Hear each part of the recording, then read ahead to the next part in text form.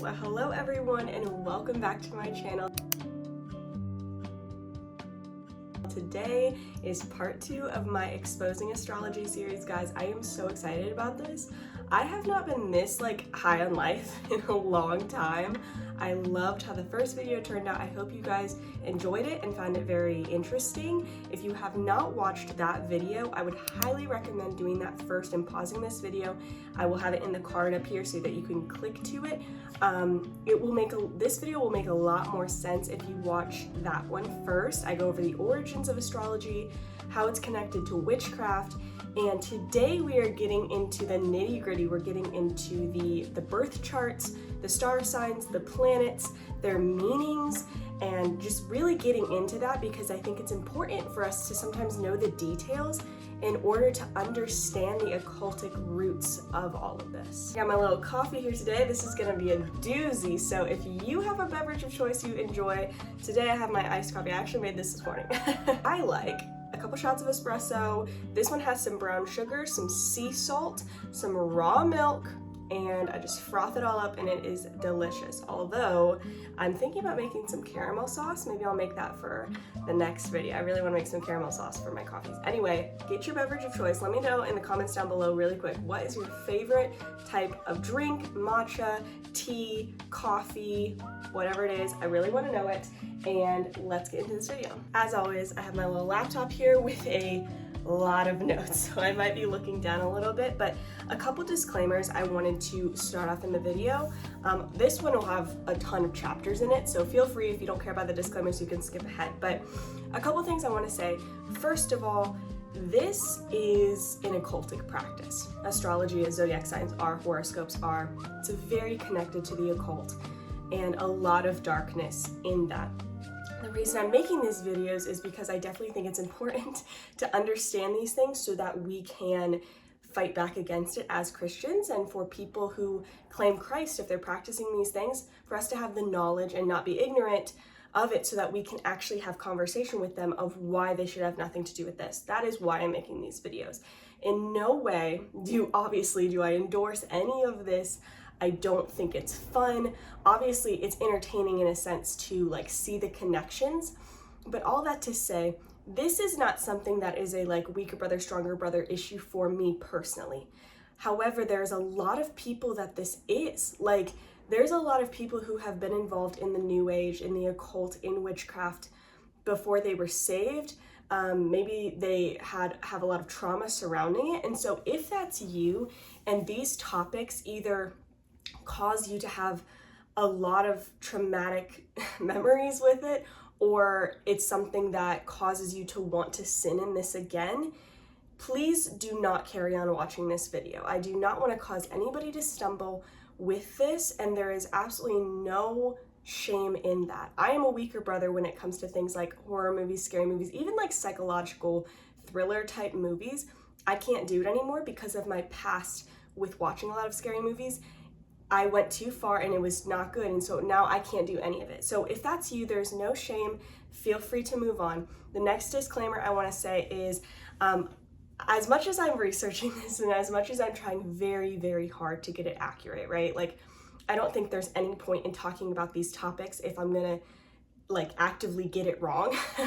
That doesn't help us in our fight as Christians to expose these dark practices. So I'm trying to do my best to get everything accurate, but I am not an astrologer. I've never been an astrologer. This is a new topic for me, and I have spent countless hours, probably 20 hours at this point, researching this. But if I get certain things wrong, it is purely an accident, and I do apologize. If I mispronounce things, I apologize. I'm not trying to offend anybody when it comes to pronunciations of things and stuff like that. I'm just not good at pronouncing things. So keep those things in mind, but I promise I am doing my best. And in the last video, I did mean to actually cite my sources in the description, but I forgot to save the links. That's truly the honest truth. But this time, after that video, I was like, man, I meant to save the links. So this time I did save all the links and they will be in the description. Anything that's not linked, it's just because you can do a Google search and it will just come up there for you. But again, I will link everything that I possibly can in the description. And to start these cozy vibes off right, I have a fun little candle. If you're ever interested in some non-toxic candles, these are by Candles by a Dad. It is a Christian, local to me, but Christian small business, and they make completely non-toxic candles. Every single candle gives me a headache, except his candles. They're amazing. This one's the Apple Orchard scent. It smells like a field of apples. So we're gonna get these cozy vibes going. In a video of darkness, there's some light. Your astrological birth chart is also called your natal chart. And this gives a map of the exact look of the sky and the stars the moment you were born. You need your exact time and location of birth in order to find this. They made a huge emphasis on like it has to be very exact to the minute and the exact location because that changes a bunch of stuff for you. I didn't even understand what a birth chart was before this, but basically like that's what people are looking at when they figure out like, oh, you're a Saturn, Sagittarius, blah, blah, blah, whatever. It's because of your birth chart. So we're gonna get into that more. I'll put pictures up here soon, but in your birth chart, every planet, every celestial body on the chart has a symbol, also called a glyph. So these are symbols, but they're like glyphs, kind of like if you think about hieroglyphics. So a glyph is just a symbol that represents that planet or that celestial star sign thing. Apparently every planet sits within one specific zodiac sign.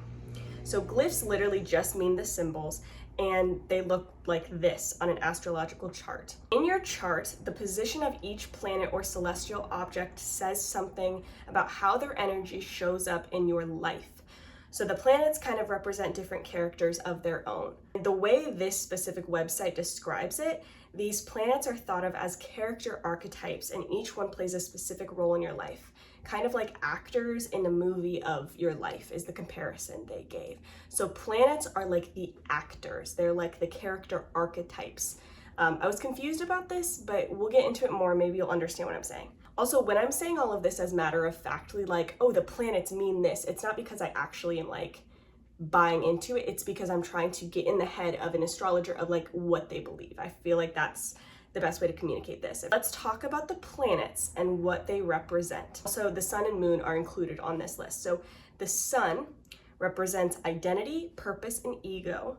Moon represents emotions, inner world, and security.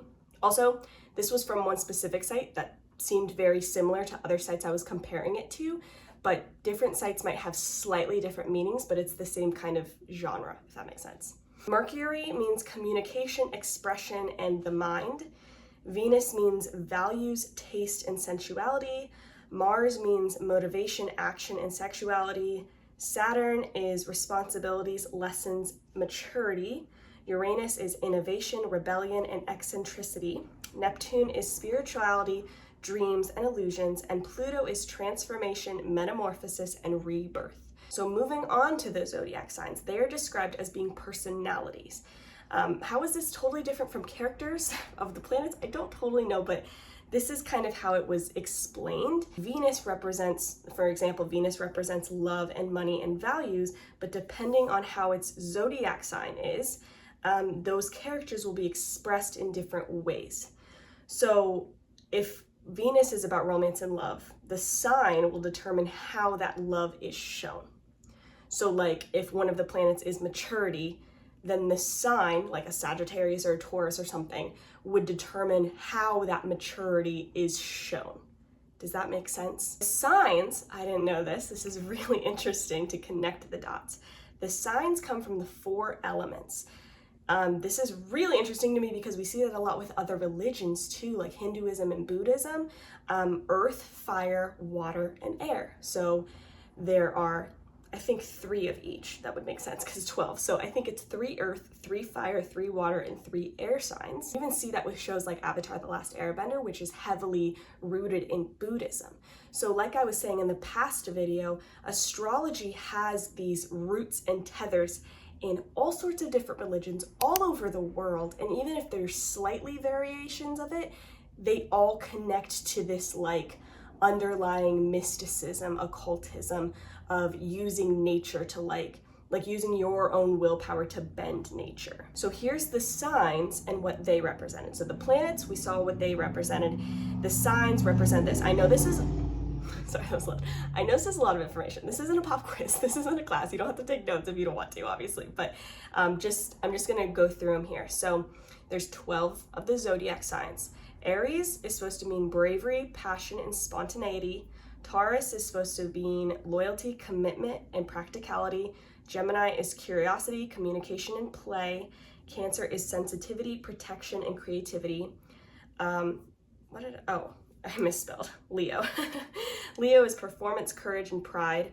Virgo is organization, structure, pragmatism. Libra is balance, harmony, justice. Scorpio is intensity, power, depth. Sagittarius is adventure, exploration, discovery. Capricorn is ambition, responsibility, success. Aquarius is innovation, rebellion, and activism. And last but not least, Pisces is imagination, mysticism, and psychic powers. Did you catch that? Interesting how mysticism and psychic powers just like snuck their way in there. But wait, there's more. I told you, these charts are actually pretty intense, like, and complicated. There's a reason people get certified in this. There's some other symbols that can be on the charts that, like, I was gonna skip, but I'm just gonna list them here because I felt like these were important to point out. So I don't necessarily know what these things mean, but I'm still gonna say them. So there's something called the North Node, and that means destiny, future life, karmic calling. South Node is challenges, past life, karmic lessons. You see the trend there, a future life, past life, as in like a reincarnation, and then the karma there, that is from, you know, Hinduism, Buddhism. Black Moon Lilith, shadow self, repressed desires, primal energy. Also interesting that's called this because Lilith was supposed to be a false demon god from the Bible that was like kind of like the female representation of like Satan himself. So there's a Black Moon Lilith that means a shadow self and primal energy. Chiron, again, sorry if I'm mispronouncing, deepest wounds, core pain, healing potential. Pallas, wisdom, strategy, creative intelligence. Vesta is sacred duty, spirituality, devotion, inner focus. Ceres is nurturing, motherhood, health, fertility. Juno is marriage, partnerships, commitment. And then part of fortune is abundance, success, joy, well-being. Okay, so that was a lot. So now let's get into the actual chart. Here's a picture of what the chart of like the whole zodiac signs and everything looks like. Chart looks like this, and from what I've read, the inside circle of the numbers is the 12 houses. The middle section is the planets, and then the outside circle is the signs. I think in the last video, I accidentally, like mistakenly said that the 12 zodiac signs are the houses. I'm so sorry, I misspoke. I did not mean it that, well, I think I misunderstood at the time. They're not the same. So even though there is 12 houses and there's 12 zodiac signs, they are not the same thing. The houses are actually a visual representation and expression of the Earth's 24-hour rotation. So each zodiac sign is within a house, and there's about 2 hours per zodiac sign. So it breaks into 12, so 2 hours per zodiac sign. I hope that makes sense. But I want to point something out. Does this inside part of the astrology chart look like anything to you? Maybe like ring a bell. Oh, it's the enneagram. Interesting. Look how similar those look. That's weird. I'm sure that's not related at all, and I'm sure there's no, you know, arising issues from that. More about that in a future video. Anyway, each house does have a different zodiac sign in it, and each house represents a different area of your life. Since every planet will have a zodiac sign it will fall into, you might hear some say that they're a Sagittarius Venus, for example, which means on their chart, their planet, Venus, fell into the Sagittarius zone of things. And I'm gonna be honest, at this point, I was like getting very confused. And something about moving counterclockwise and starting at the 9th hour of the chart and the ascension, and to be honest, part of me thought about, there's all these astrological calculators you can do for free online.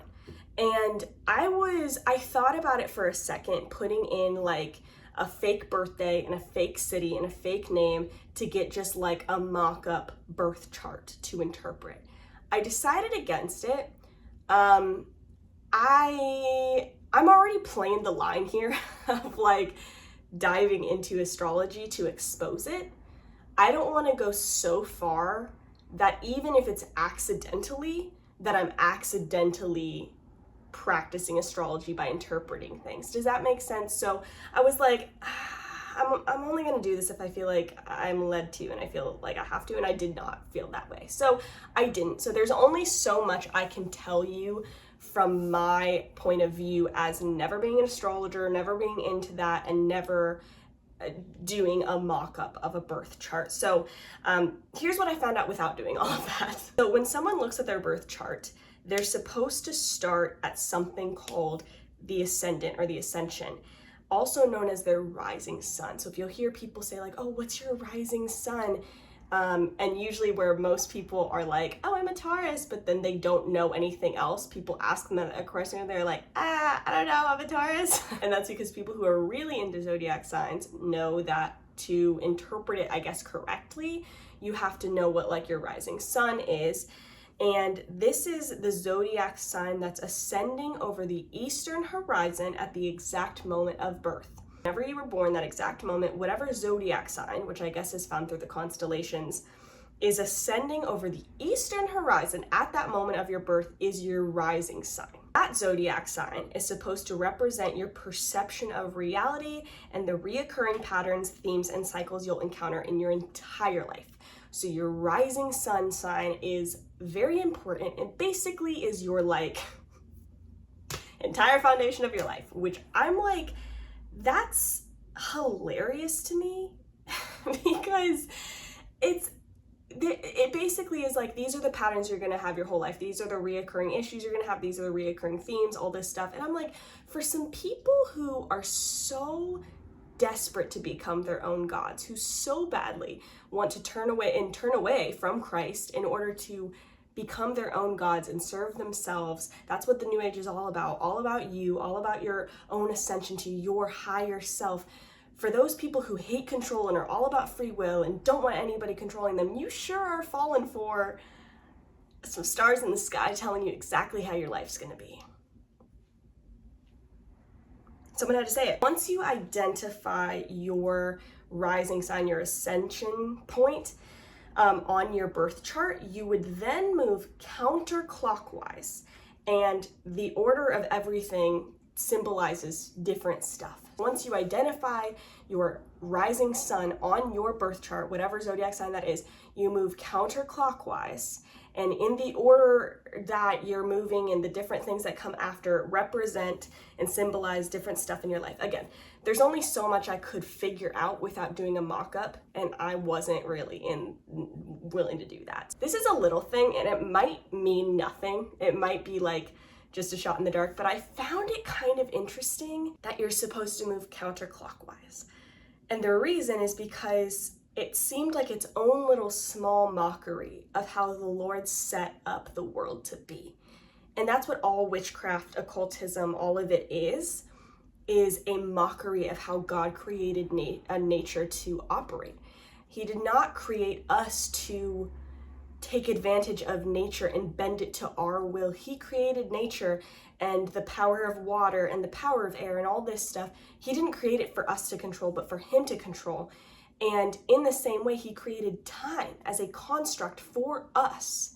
And the way time operates, the hours in which it operates, the way it flows, and everything was created by God for us.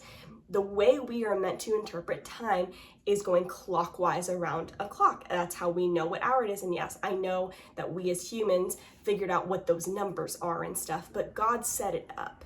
You never read a clock counterclockwise because it goes against what nature's doing. But you are supposed to read your astrological clock, your birth chart, in the shape of a clock counterclockwise, to reveal some kind of hidden knowledge that is not there if you read it the clockwise way. I just thought that was interesting, and of course that is something I could be reading into because that's something I've kind of noticed on my own. I also noticed that there's so many interesting numbers, and I'm not I don't believe in like numerology and angel numbers and all that stuff. I do not think that's good.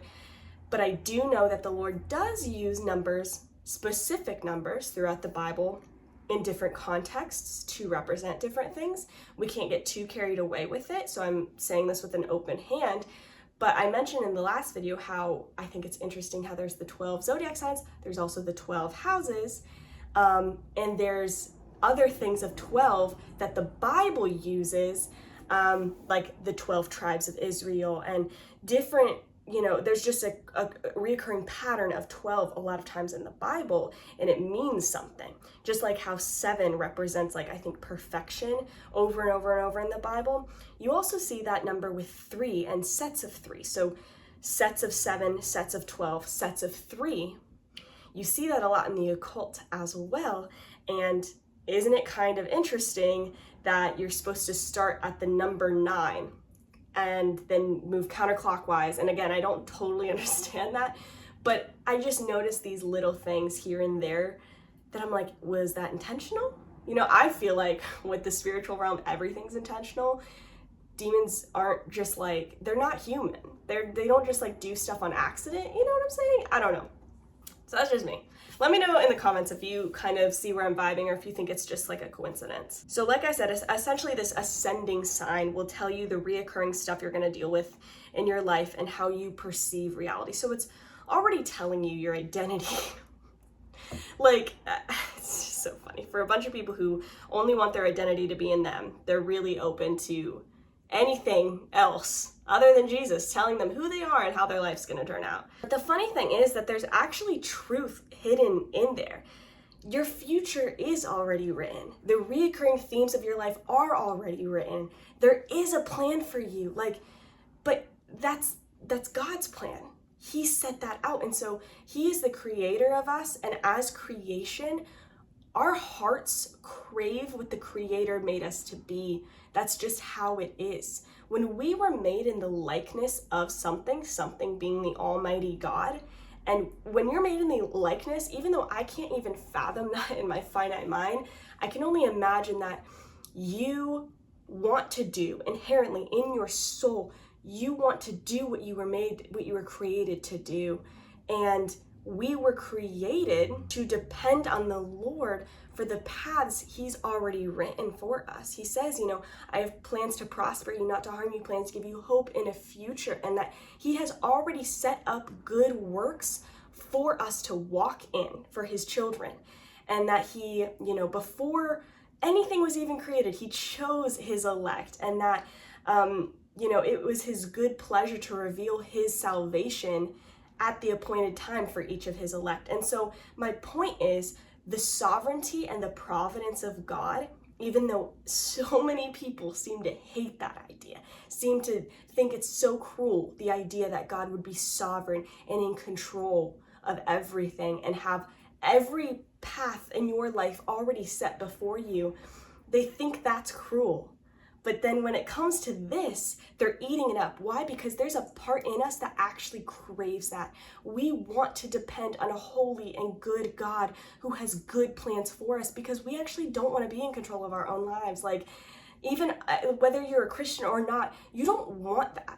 You don't want to be your own God. You might think you do. You might think you want that freedom and that would give you peace, but it'll be the most destructive, peace-taking thing in your entire life. And so I can see why so many people would fall for this. I fell for this with the enneagram. I kind of mentioned it earlier, and I won't get into it too much because it is worth the whole series. But the enneagram and astrology are like this, and I was so blinded to it as a Christian for years, and I craved this idea that I was made special and I have this special personality and it can be told to me and I can know more of who I am and who God created me to be. And those aren't bad desires, but when we're looking to star signs, when we're looking to things in the sky, creation for our identity, we are praising that creation over the creator, or we are looking to what he made, other things he's made to tell us who we are, when we should be looking at him who made us to tell us who we are and find our identity in him. And think about it, when you're looking at these different planets for your character attributes and your the star signs for your personality in these different houses for your season of life in these different categories, when you are looking at those things to tell you who you are quite literally like point blank finding who you are, your identity in what it tells you you are. When the Bible's so clear to find your identity in Christ alone. It's not that these things are incorrect, it's that they're wrong. It's that they are morally wrong for your soul. Because that knowledge is not knowledge you're supposed to get from more creation. And honestly, creation that's been twisted. The stars aren't doing this to you. The demons are twisting creation to do it to you. The moon and the sun serve a holy God. The constellations in the sky were made for the Lord. The study of astronomy is a holy thing. If you're going to study astronomy and how God created things to be, totally okay. I'm fully for that. I had an astronomy class in college. Astronomy is different from astrology.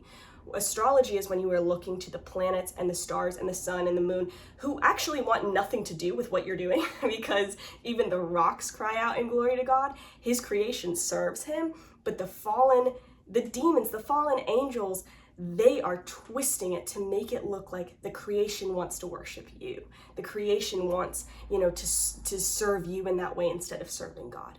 So I just want to encourage you that if you've fallen for this, I get it, but the desires you have, they are holy. You wanting to know your path in this life, you wanting to know your purpose and what you were made for. As Billie Eilish would very lonely and sadly say, what was I made for?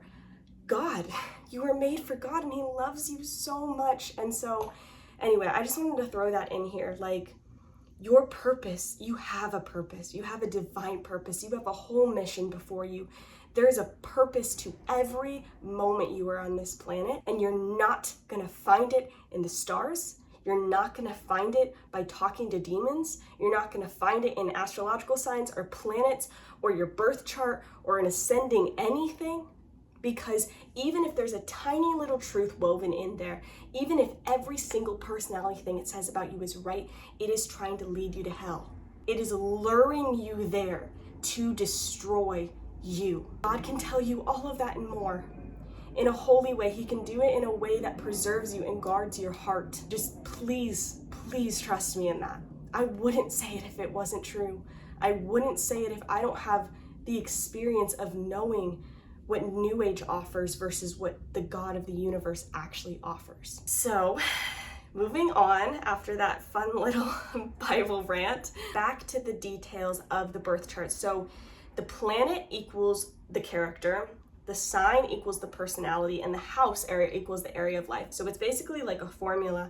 You add what the planet means plus the sign plus the house, and you get the interpretation. Let me give an example of what this website gave, because I have a very interesting thought I'll tell you after this. It said that, if the moon in Sagittarius in the 12th house, if it said the moon is in Sagittarius in the 12th house, that interpretation would mean that that person will process their emotions through discovering their psychic abilities. So it used the planet, sign, and house to come to that conclusion. Do you realize the implication of just even this example that the website gave? Do you realize what would happen if you told someone that? If you told like a baby believer that, they would come to the conclusion that, oh my gosh, I have all these emotions I have to work through, maybe even trauma. And the only way I can process these emotions is through my psychic abilities that I apparently have. And there are even people in the churches, there are these different, groups in the church that I'm like, are you in the church? Are you really? That come very close to thinking that gifts from the Lord, spiritual gifts, are pretty much the same as witchcraft, and that the gift of prophecy is the same as psychic abilities, and they are not, okay? And so even people like at places like Bethel and, different very deceived churches with deceived leadership, they'll take this and run. And they'll be like, oh, well, maybe not psychic, but like we call it this, it's the same thing. And before you come at me, Bethel literally had their kids go to a psychic convention to learn. So like, hop off. And like, what would happen if somebody took this conclusion and ran with it? Nothing? No, wrong. They would probably start trying to tap into that psychic ability, and they would be open to it. And what would the demons do? They would be happy to oblige and make it look like that person has psychic abilities. They would start planting these ideas and orchestrating things to make it look like that person is psychic. And then they would say, oh my goodness, I really am, and I'm working through these emotions. And three things would happen. First, they would say, wow, I have psychic abilities. Second, they would say, I need to keep doing this to process my emotions. And third, they would say, astrology is real, and I'm gonna keep trusting it. They would think astrology is helping them. This is just one example of how these interpretations are so dangerous. And imagine the implications of this when it comes to like marriages and fertility, like you getting pregnant. Like some of these like houses and the different areas of life they represent are marriage and are like giving birth to children. And how far would an interpretation have to go to tell you to abort your child? Or how far would it have to go to tell you to divorce your husband and leave him for that other man that you're in love with because you just have to because you're a Sagittarius? Like, how far does this go? Astrologer for Elle magazine said, your birth chart tells you your life story of what your soul came here to do and learn and become. If you replaced this, if you replace the word your birth chart with the holy scripture of God, the Bible, it would say this: the Bible tells your life story of what your soul came here to do and learn and become. And that would be accurate. Your birth chart is trying to replace the Bible. I guess also there's something called aspects, which are like the 7 major angles, and depending on those angles dictates how everything communicates with each other. I don't know. This is where I kind of got lost in the birth chart thing. Something with the angles and how these different things communicate with each other means something. Basically, what I find the most troubling about all of this is how everything is determined by what the sky says. For instance, if someone's birth chart had Saturn in Pisces and the chart right now has Saturn in Pisces, then someone could just say, oh, she's going through her Saturn return. So like if that was her birth chart when she was born, and now as the time is lined up, it's the same, Saturn's in Pisces, then an astrologer would just be like, oh, of course she's acting like this, her Saturn's in return. And there's no human responsibility. There is no self-control.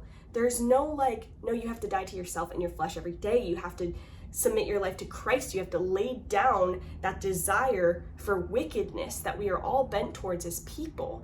And you have to choose the right thing to do, not just, oh, she's in retrograde or whatever that means. I don't even know if I just used it correctly. That's my point. Like, there's always some kind of excuse. And even if somebody were to say like, no, I'm using this to make myself better. I'm using this to learn from my mistakes and learn my weaknesses so I can improve on them and be better for people around me. You are never going to be better when you are listening to the advice of demons who want to destroy you. And if you're saying they're not demons, how do you know they're demons? That will be the next video, where I tell you that each zodiac sign is specifically connected to false gods that are found in the Bible. Make sure you come back for that one. It's gonna be a fun one. It's gonna get real. It's gonna get real fast. So if you enjoyed this video, give it a thumbs up, please. Comment down below, share it with people, because that's the most important thing. If you're still watching this far, you are the realist. Down below, comment the moon emoji, since apparently that's like the most important thing in astrology is your, no, I guess it's your rise. Is it your rising sun? Whatever. We'll do the moon emoji. Comment that down below. If you're watching this far, I love you so much. And I will see you next time. Bye.